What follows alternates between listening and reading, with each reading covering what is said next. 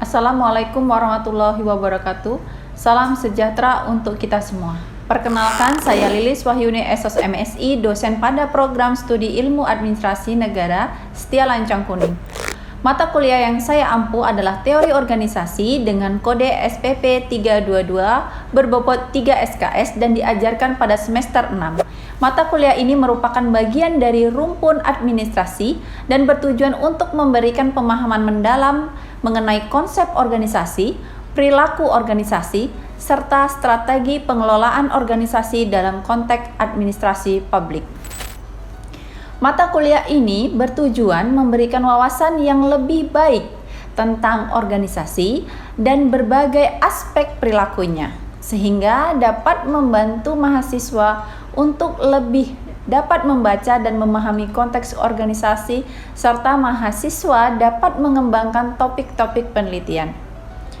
Mata kuliah ini akan membahas teori dan aspek-aspek yang dapat mempengaruhi perilaku dalam organisasi. Komitmen, loyalitas, sikap, dan stres, motivasi, kinerja, dan reward. Aspek organisasi seperti kepemimpinan, budaya, komunikasi, struktur dan desain organisasi, serta perubahan dan proses dalam organisasi. Capaian pembelajaran. Pembelajaran lulusan atau CPL yang dibebankan meliputi beberapa aspek. Yang pertama adalah sikap, yang meliputi religius, nasionalisme, tanggung jawab, dan etika akademik. Kemudian yang kedua, pengetahuan, menguasai teori organisasi, kebijakan publik, serta administrasi negara. Yang ketiga, keterampilan khusus dan umum, yaitu mampu berpikir kritis, menyelesaikan masalah, serta menganalisis hubungan organisasi dengan lingkungan. Dari CPL tersebut, saya turunkan menjadi capaian pembelajaran mata kuliah CPMK dan sub CPMK sebagai berikut. Capaian pembelajaran kuliah CPMK. Yang pertama adalah mahasiswa mampu memahami, menganalisis, dan menjelaskan konsep dasar teori organisasi serta evaluasi perkembangannya dari berbagai perspektif teoritis untuk membangun fondasi pengetahuan yang kuat dalam bidang organisasi. CPMK 2. Mahasiswa mampu menganalisis hubungan organisasi dengan lingkungannya serta mengevaluasi efektivitas organisasi berdasarkan prinsip-prinsip dan struktur organisasi yang tepat. CPMK 3. Mahasiswa mampu menganalisis dan mengevaluasi aspek-aspek dinamika organisasi meliputi birokrasi, kekuasaan, perilaku organisasi, dan budaya organisasi untuk memahami kompleksitas kehidupan berorganisasi. CPMK 4. Mahasiswa mampu merancang strategi pengelolaan konflik, kepemimpinan efektif, penilaian kinerja, dan perubahan organisasi untuk meningkatkan efektivitas organisasi. Tiap tahapan belajar sub CPMK. Sub CPMK 1. Memahami kontrak kuliah, capaian mata kuliah, dan konsep dasar teori organisasi. Sub CPMK 2. Mengidentifikasi dan menerapkan konsep dasar organisasi. Sub CPMK 3. Menjelaskan evolusi teori organisasi dan kontribusi pemikiran para ahli. Sub CPMK 4. Menganalisis efektivitas organisasi dan lingkungan eksternal atau internal. Sub CPMK 5. Mahasiswa mempelajari pengenalan dan konsep dasar teoritis efektivitas organisasi. Sub CPMK 6. Merancang struktur organisasi dan menjelaskan pembagian tugas. Sub CPMK 7. Mengevaluasi konsep birokrasi dan kekuasaan. Sub CPMK 8. Mengamati dan menjelaskan perilaku organisasi. Sub CPMK 9. Menjelaskan budaya organisasi dan faktor pendukungnya. Sub CPMK 10. Mengelola konflik organisasi melalui strategi penyelesaian. Sub CPMK 11. Menganalisis tipe dan pendekatan kepemimpinan. Sub CPMK 12. Mengevaluasi sistem dan metode penilaian kinerja. Sub CPMK 13. Merancang strategi perubahan organisasi. Strategi pembelajaran metode yang saya gunakan mencerminkan pendekatan outcome based education ataupun OB dengan berbagai strategi seperti yang pertama, ceramah interaktif dan diskusi untuk membangun pemahaman dasar. Kedua, studi kasus dan simulasi untuk mengembangkan keterampilan analitis.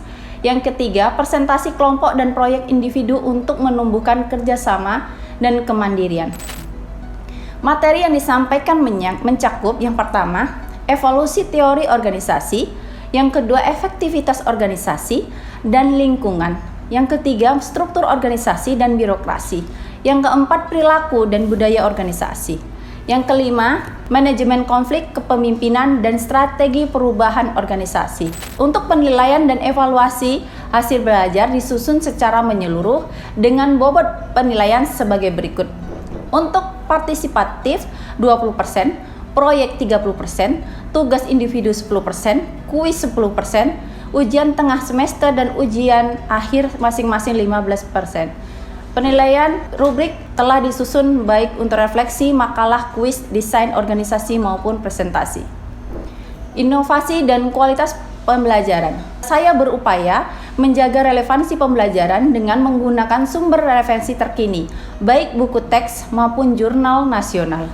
Memberikan tugas berbasis studi kasus nyata, mendorong mahasiswa berpikir kritis dan solutif, terutama dalam menganalisis organisasi publik, seperti birokrasi pemerintah dan LSM. Pendekatan pembelajaran saya juga mendukung pengembangan soft skill, seperti komunikasi, etika, dan kepemimpinan. Demikian pemaparan saya mengenai pelaksanaan mata kuliah teori organisasi. Saya berharap kontribusi ini dapat menunjang proses sertifikasi dosen dan terus meningkatkan mutu pendidikan di lingkungan program studi. Wassalamualaikum warahmatullahi wabarakatuh.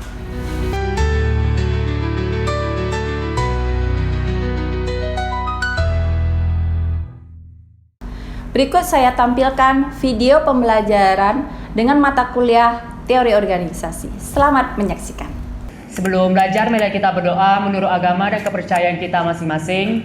Berdoa mulai. Doa selesai, ucapkan salam. Assalamualaikum warahmatullahi wabarakatuh. Baik, bagaimana kabar hari ini?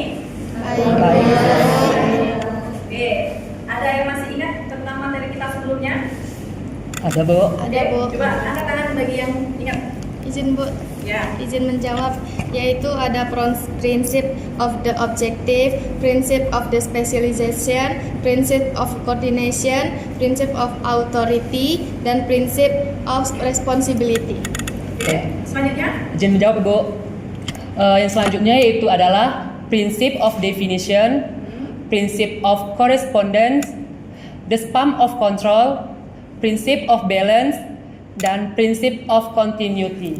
Oke, itu adalah 10 prinsip yang harus ada di dalam organisasi.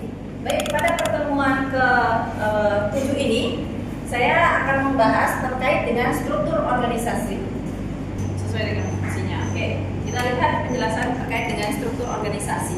Ini ya, struktur organisasi merupakan rangka formal dari sistem pembagian kerja, lapisan wewenang, dan hubungan-hubungan koordinasi antar bagiannya yang dibentuk suatu organisasi untuk mencapai tujuan yang diinginkan. Jadi struktur organisasi itu adalah rangka formal. Jadi ada nih struktur. Kita kan tahu ya, nanti saya akan ke pembahasan jenis-jenis struktur organisasi. Jadi struktur organisasi itu adalah rangka formal. Untuk apa? Untuk membagi kerja. Oh, kalau kerja pimpinan itu untuk apa dia? Kemarin apa? Kalau pemimpin itu tugasnya untuk apa? Pengambilan keputusan. Jadi udah tahu nih, oh kalau bagian pengambilan keputusan ini tugasnya pemimpin. Itu adalah udah jelas nih pembagian kerjanya, udah jelas di dalam strukturnya. Kemudian untuk apa? Wewenangnya itu tadi untuk pengambilan keputusan. Kalau karyawan sebagai apa? Kalau akuntansi untuk apa? Kalau bagian produksi sebagai apa? Seperti itu. Untuk apa hubungan-hubungan ini diperlukan? Untuk ada koordinasi. Supaya apa? Supaya tujuan organisasi itu dapat tercapai. Itu ya yang dimaksud dengan struktur organisasi. Kemudian, penting tidak struktur organisasi itu? Penting. Coba berikan saya satu alasan mengapa kita butuh ataupun organisasi itu mengapa membutuhkan struktur organisasi. Oke, siapa? Ada yang tahu? Penting, oke, benar, jawabannya penting. Tapi kenapa kita membutuhkan struktur dalam suatu organisasi? Ada yang tahu? Izin jawab, Bu. Ya. Struktur organisasi penting karena memberikan kerangka kerja yang jelas untuk pembagian tugas, koordinasi, dan pengawasan dalam sebuah organisasi. Oke, ya. Benar sekali ya. Itu pertama adalah tujuan. Dengan adanya struktur organisasi, kita punya tujuan. Oh, tujuannya tadi untuk mencapai apa? Kalau kita di pelayanan publik untuk melayani masyarakat, dengan adanya struktur tadi sudah tahu bagian adminnya di mana. Gitu. Untuk ketuanya, kepala bidangnya siapa? Ataupun masalah kesejahteraan sosial. Untuk kesejahteraan sosial, dinas yang menaunginya siapa? Dinas apa?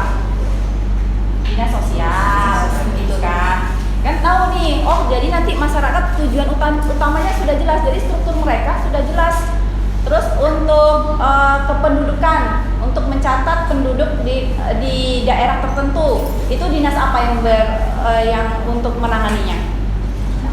Dukcapil, seperti itu. Untuk perikanan namanya dinas perikanan, untuk pertanian namanya dinas pertanian, seperti itu. Jadi tujuannya sudah jelas. Itu kalau di publik. Bagaimana kalau di bisnis? Seperti itu. Mereka tujuannya untuk profit yang setinggi-tingginya, begitu ya. Jadi struktur itu sudah sangat diperlukan. Jadi kalau di non profit mereka punya di bagian produksi dia memproduksi, di bagian pemasaran tugasnya untuk memasarkan produksi yang sudah dibuat gitu. Itu ya. Jadi tujuannya jelas dengan adanya struktur organisasi. Kemudian apa? Kerangka kerja. Seperti yang dijawab sama Wak Jimin, yang itu tadi adanya kerangka kerja. Dengan adanya kerangka kerja itu pembagian tugas, wewenang, tanggung jawab kepada pihak-pihak dalam suatu organisasi memerlukan wadah yang jelas agar dalam pelaksanaan dapat dikendalikan dan dievaluasi hasilnya. Jadi di dalam pembagian tugas ini jelas nih, kalau pemimpin itu tugasnya apa, wewenangnya apa. Kalau anggota itu tugasnya apa, kepala bidang itu tugasnya apa. Jadi sudah ada wewenangnya sendiri-sendiri atau masing-masing. Jadi ketika kita melihat struktur organisasi, kita tahu bentuk-bentuknya atau wewenangnya yang diemban di setiap bidang, gitu ya. Adanya tujuan, kemudian adanya kerangka kerja. Selanjutnya apa? Menciptakan kejelasan. Coba ada yang tahu apa yang dimaksud dengan menciptakan kejelasan? Dengan adanya struktur organisasi ini menciptakan kejelasan. Apa? Ada yang tahu?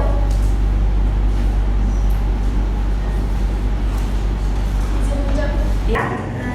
Menciptakan kejelasan itu seperti menjelaskan kedudukan setiap individunya, terus tugas serta tanggung jawabnya. Oke, ya. Itu tadi tugas dan tanggung jawabnya jelas, tidak ada kerancuan. Itu tadi, oh kamu ini yang mengerjakan, oh kamu ini yang mengerjakan, tidak. Tapi udah tahu kalau di bagian TU tentu tentang administrasi begitu ya. Jadi udah tahu tugasnya sehingga menciptakan kejelasan. Selanjutnya adalah merancang struktur organisasi.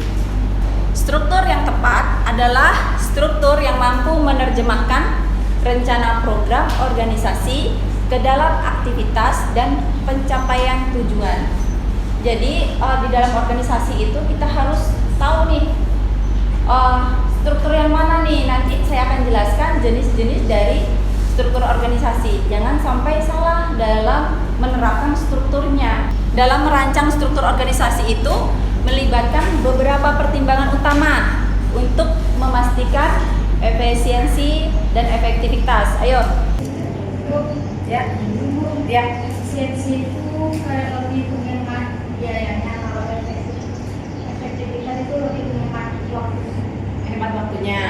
Sedikit tadi untuk efisiensi sudah benar. Untuk efektivitas kurang sedikit aja. Tapi kalau untuk efisiensi sudah benar. Lebih berorientasi kepada biaya. Tapi kalau untuk efektivitas berorientasi Lebih ke tujuannya tercapai. ya benar, itu perbedaannya. Perbedaan efisiensi itu dia berorientasi dengan biaya. Tapi kalau efektivitas dia berorientasi dengan tujuan. Jadi tujuan yang sudah tercapai, apakah dia mengeluarkan banyak uang, biaya, nah berarti dia tidak efisien, tetapi dia efektif gitu ya. Jadi bagaimana supaya kita merancang ini supaya efisiensi dan berefektivitas gitu. Yang pertama adalah rentang kendali. Apa itu rentang kendali? Ada yang tahu terkait dengan rentang kendali? Rentang kendali itu adalah jumlah bawahan yang dapat dikelola. Ya, benar. Berapa jumlah orang yang dikelola? Itulah yang saya bilang tadi itu. Jangan, upayanya gini ya. Dalam suatu organisasi itu saya cukup punya anggota tuh 1. Tetapi saya pekerjakan itu 2 ataupun 3. Dengan adanya 2 ataupun 3 itu tidak membantu pekerjaan saya seperti itu. Tapi cukup dengan 1, tapi pekerjaan itu selesai. Itu nanti ke efisiensi, saya tidak perlu mengeluarkan banyak uang ataupun biaya, tapi tujuan saya tercapai. Itu jadinya rentang kendali harus dipikirkan dalam merancang struktur organisasi tersebut. Itu ya, rentang kendali. Jadi jumlah bawahan yang dapat dikelola oleh manajer atau secara efektif ataupun pimpinan secara efektif, itu ya, yang harus diperhatikan. Kemudian adalah sentralisasi versus desentralisasi. Ayo, siapa yang tahu perbedaan dari sentralisasi ataupun desentralisasi? Oke, ya sih. Sentralisasi apa? Ya, kalau sentralisasi kekuasaan yang terpusat. Kalau desentralisasi struktur lain dan mengerjakan tugas sendiri. Oke, itu ya. Nih, tingkatan pengambilan keputusan terpusat di puncak itu namanya sentralisasi, atau didistribusikan ke seluruh tingkatan. Itu namanya didistribusikan ke seluruh tingkatan, itu namanya desentralisasi. Dia punya kewenangan yang kewenangan itu bisa diambil di daerah gitu. Jadi kalau sentralisasi dia pusat, kalau desentralisasi keputusan itu berada di dalam daerah. Diberikan wewenang daerah mengambil suatu kebijakan. Kemudian formalisasi.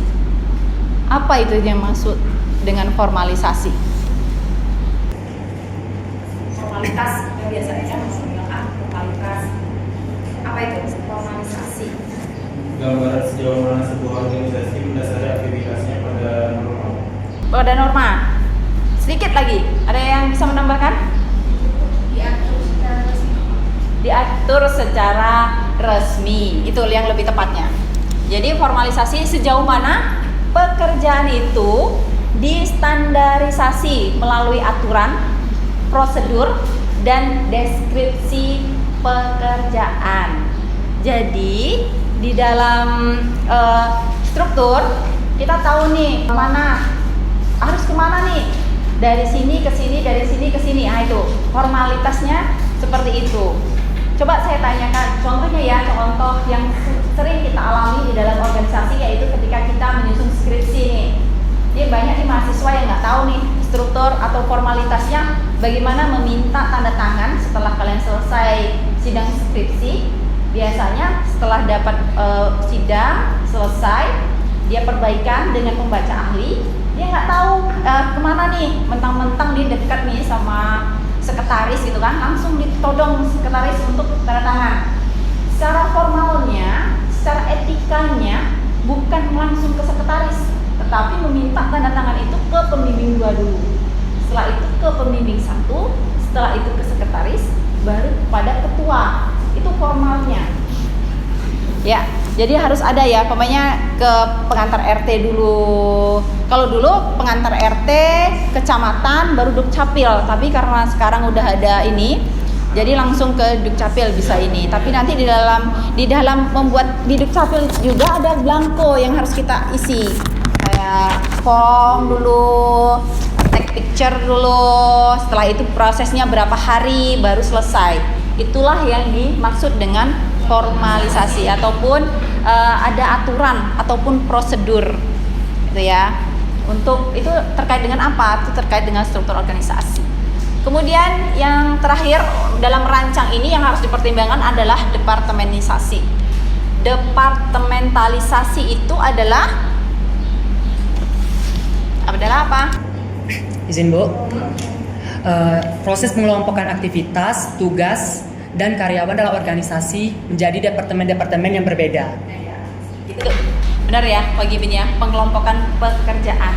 Dia berdasarkan apa? Berdasarkan fungsinya, berdasarkan produk. Kalau fungsi, oke lah di publik ya. Kalau pemainnya untuk swasta dia pengelompokan produk, pelanggan, dan geografinya. Jadi departementalisasi. Selanjutnya, coba ini saya akan ada tampilkan beberapa struktur organisasi. Nanti teman-teman pilih mana yang organisasi. Yang pertama itu adalah organisasi staff, kemudian organisasi lini, kemudian yang ketiga adalah organisasi fungsional, yang keempat adalah organisasi staff, lini dan staff, yang kelima adalah organisasi divisional, divisi ya.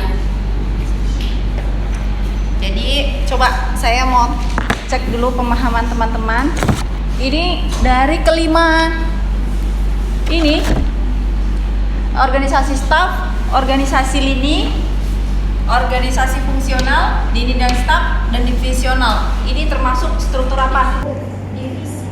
Divisi. Yang mengatakan itu organisasi staff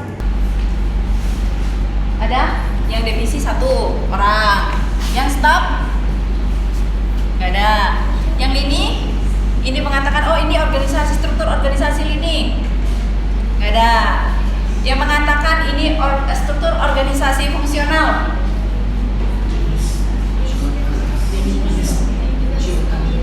nah ini apa aja? Citakan aja yang ini mengatakan fungsional. Lini dan staff. Lini dan staff berapa orang? 1, 2, 3, 4, 5, 6, 7, 8, 9, 10, 11, 12, 13. Yang mengatakan ini staff ya? 13. Yang lain? Divisional Bu. Divisional siapa? Saya, Pak Gimin. Pak Gimin sama Sandi saja. Berarti 2 orang. Ya. Fungsional. Banyak. Oh, berarti lebih banyak fungsional. Oke. Itu ya. Coba saya hadirkan yang ini.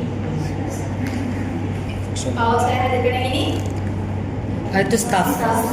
Ini staff. Ini staff. Siapa yang staff? Ada yang nggak staff? Apa? Lini dan staff. Lini dan staff. Ini bukan staff. Yang staff siapa? Staff. Staff. 1, 2, 3. Oke. 1, 2, 3, 4, 5, 6. Ini? Staff. Ini. Berarti semuanya ini? Enggak. 6 orang. Oke. Yang ini? Ini. Oh, banyak. Overall banyak yang ini. Ini lini. Oke. Coba saya buka lagi ya. Yang ini.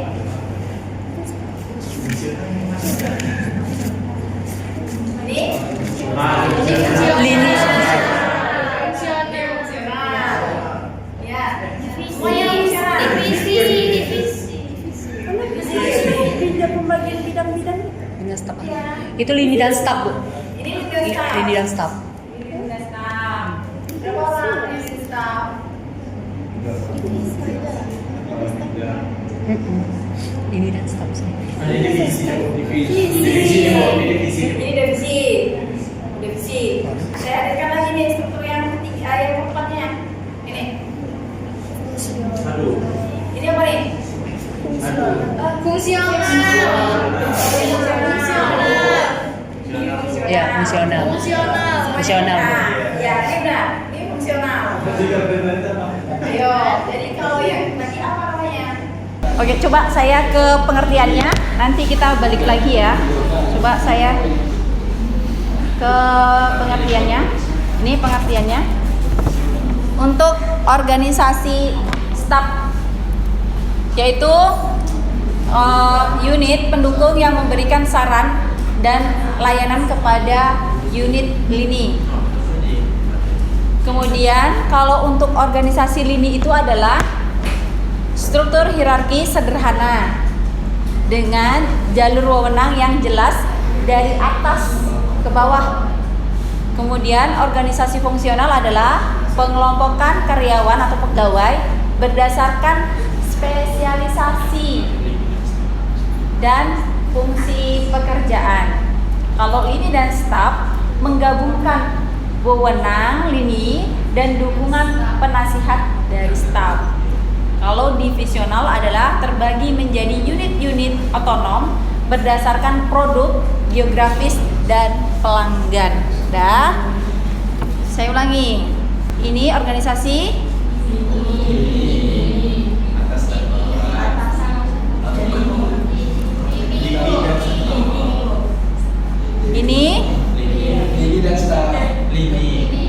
ini struktur organisasi staf. Kemudian untuk yang ini, ya ini adalah organisasi lini. Tuh ya, ada kepala bidang. Nanti kepala bidang punya lagi di bawahnya seksi, kepala seksi dan selanjutnya. Ini adalah lini.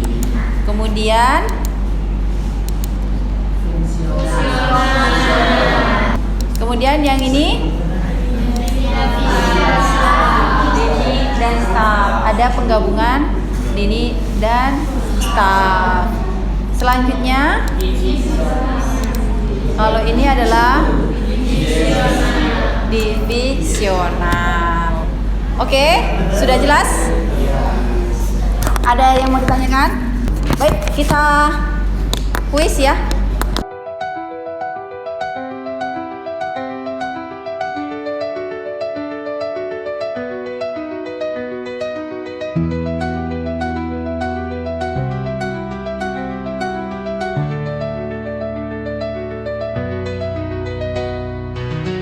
Baik, sudah ya?